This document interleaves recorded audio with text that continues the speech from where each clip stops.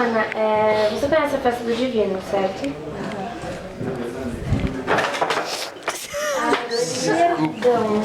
Perdão. Será aqui? E você também? Tá. A festa do Divino, você... o que ela significa pra você? Celebra a religião que predomina aqui na minha cidade, por exemplo, a fé que a gente cultiva o ano inteiro. Então, você pode dizer que a festa do Divino, ela tem um caráter muito religioso, assim. Ela tá, mas economicamente falando, ela traz algum benefício?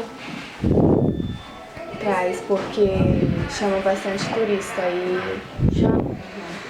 Certo, mas comparando as festas, tem o Festival da Literatura, né, o Flip, em setembro, e tem a Festa do Divino. Você pode dizer que qual das duas é mais importante? a Flip. Flip, ela mexe muito, assim, com toda a cidade? Porque a Flip ela tem um caráter mais internacional, aí vem os turistas do mundo inteiro. Aí a Festa do Divino é mais voltada para o pessoal daqui mesmo. Entendi. Então, economicamente, a Flip é mais importante.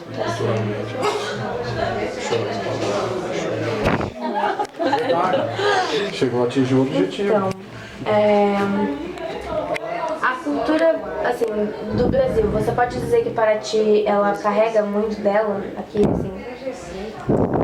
Mas ela é valorizada, tipo, Paraty em si, a cultura que ela traz, ela é valorizada aqui?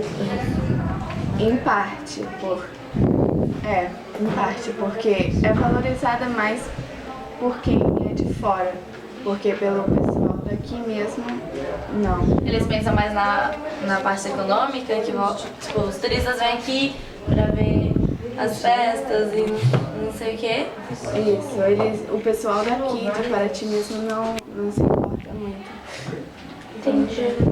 Obrigada. Obrigada.